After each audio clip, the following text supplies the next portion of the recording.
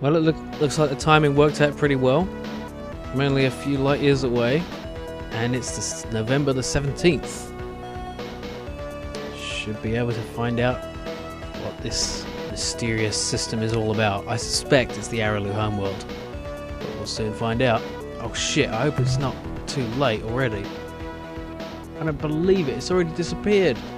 Oh, it's such a short window in terms of hyperspace speed.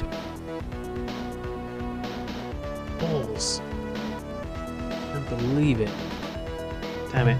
Alright, what I'll have to do is go to the Alpha Pavonis system, and then on my way back I'll hopefully be able to get there. So here we are at the Alpha Pavonis system, where we may find the wreckage of an Ur-Quan dreadnought, and it's a blue planet, so I'm going to check out this one right near the sun, the green sun. Very hot place. Let's check it out. Azure world. Nothing on the energy scan. That means it's not there. Okay, let's check another world. There were a couple of other blue planets, I think.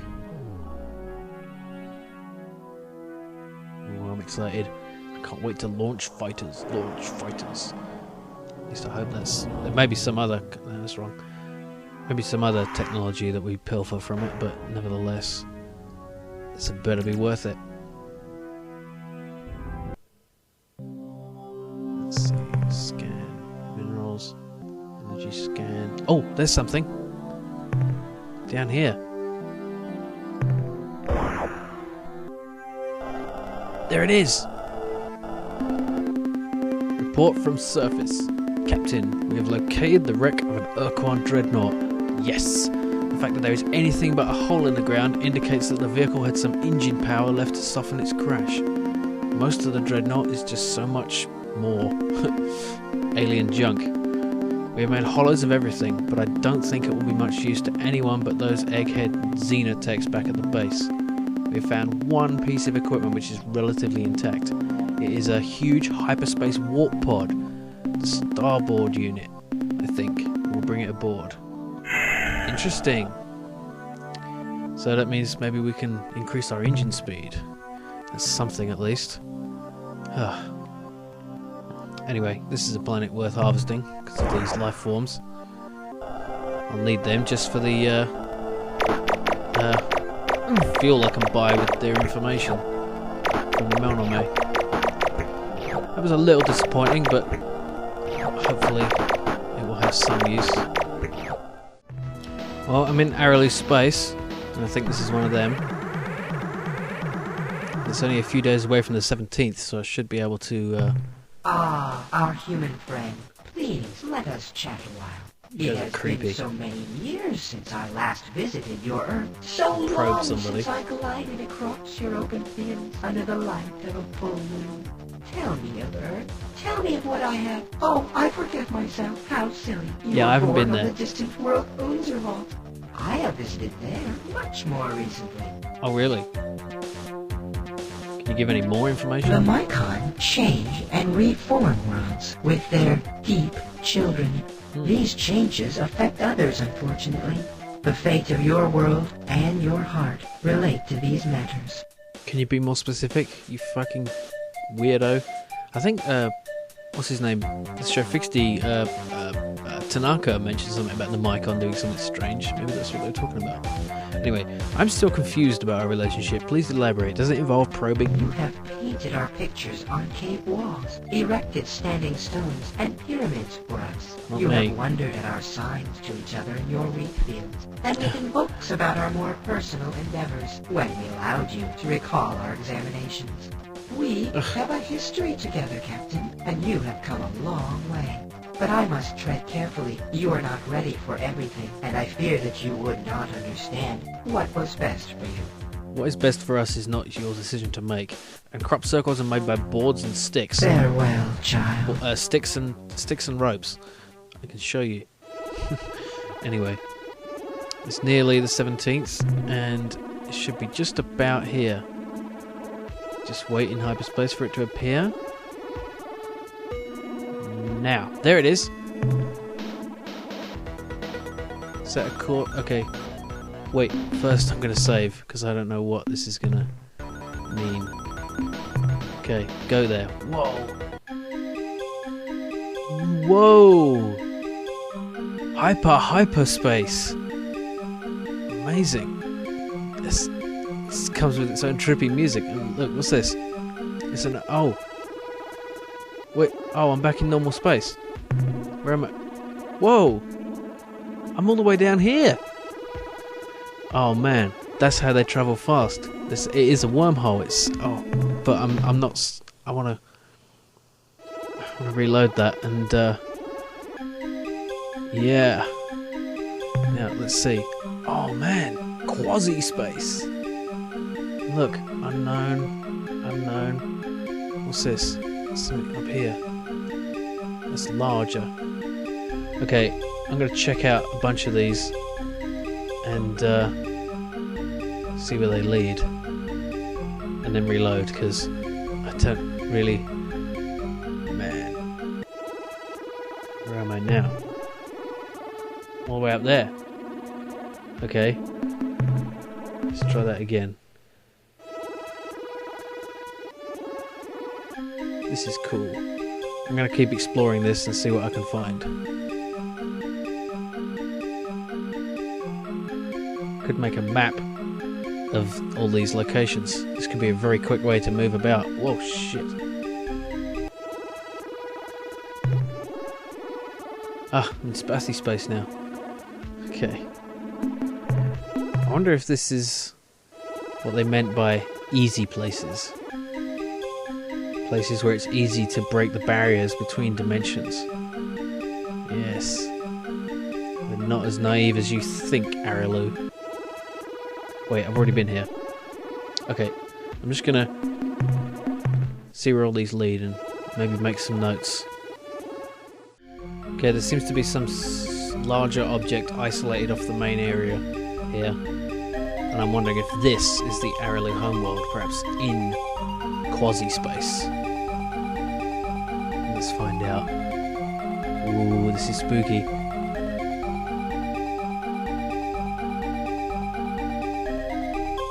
Look at that. Ha-ha! Our clever ward has found our nook in time. And on Christmas Day, You look are at it, the December first brave 25th. Human. No others have made the trip. This is our home world, Falealarophyli, nestled safe in this true space eddy.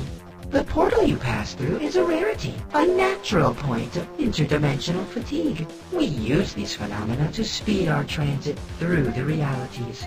We are wondering, have you met with the Ungar recently? We entrusted an injured talking pet into their care, and we were curious about its progress. Right. Now is the time for answers.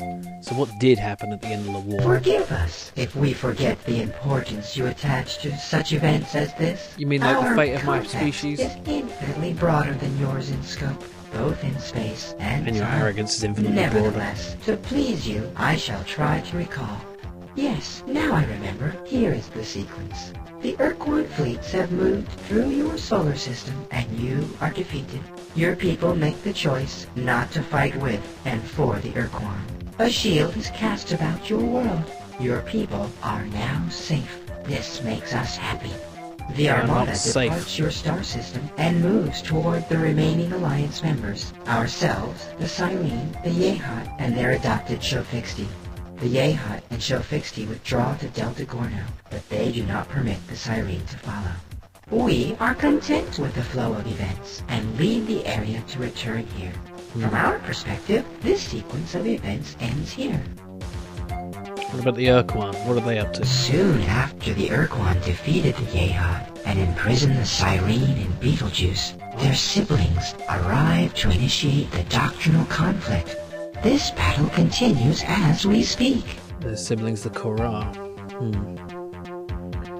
Why would I say that? Okay. What exactly have you been doing on Earth? You desire honesty. It is given.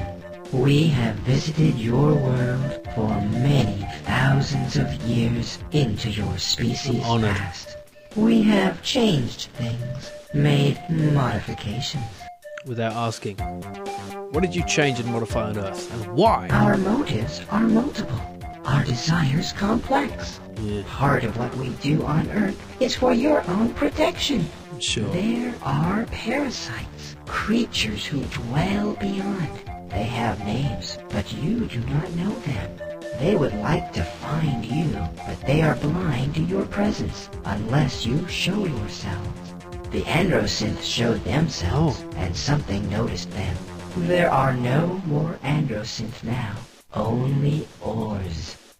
So the ores did kill them. And the ores came from outside. From quasi-space, perhaps.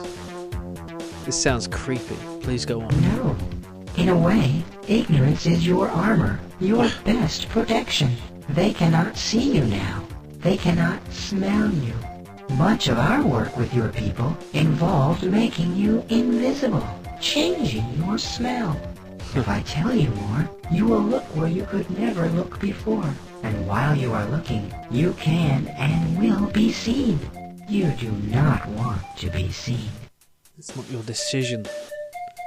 You said you have much to give my people. Can you be more specific? As you know, we live in a dimension adjacent to hyperspace, which we call quasi-space. Our ships move between these dimensions through weaknesses in the interdimensional fabric.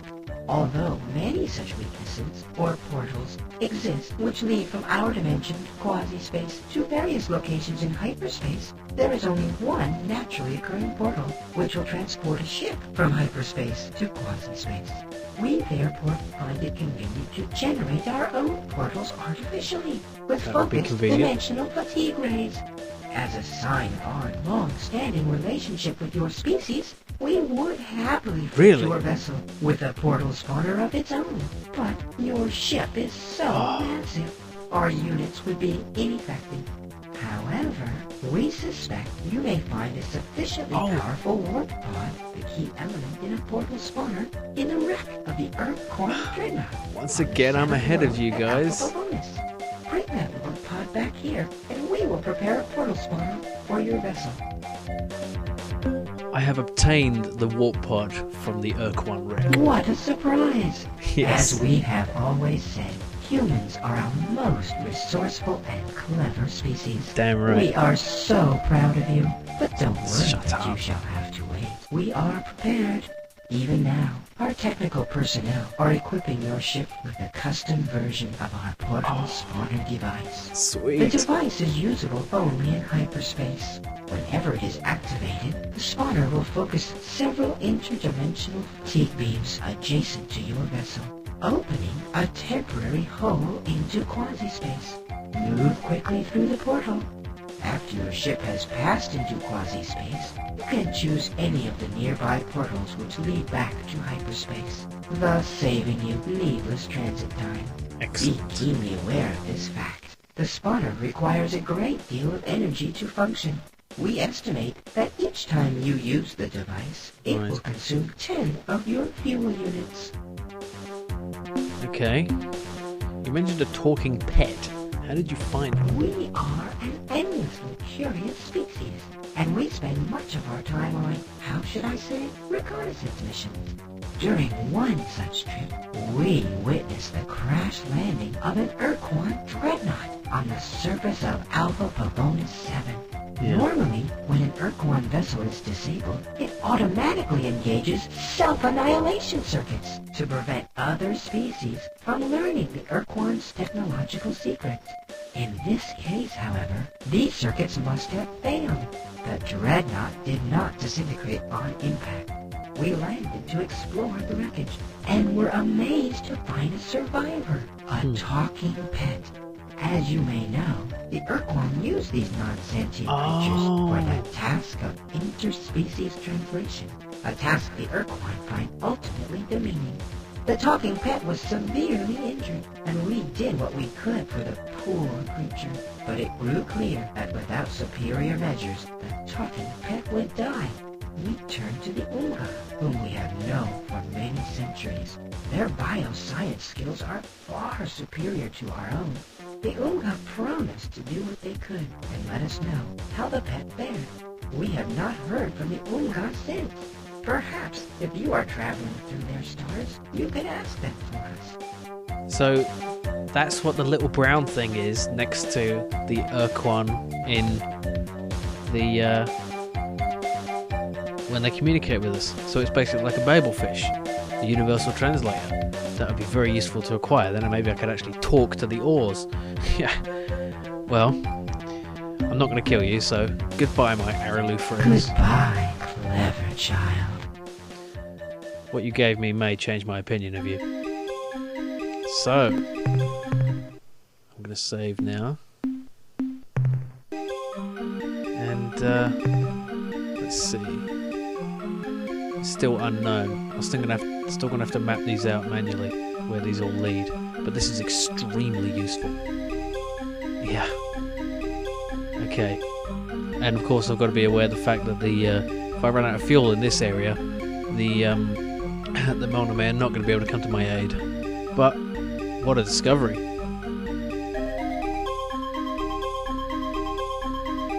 Let's go.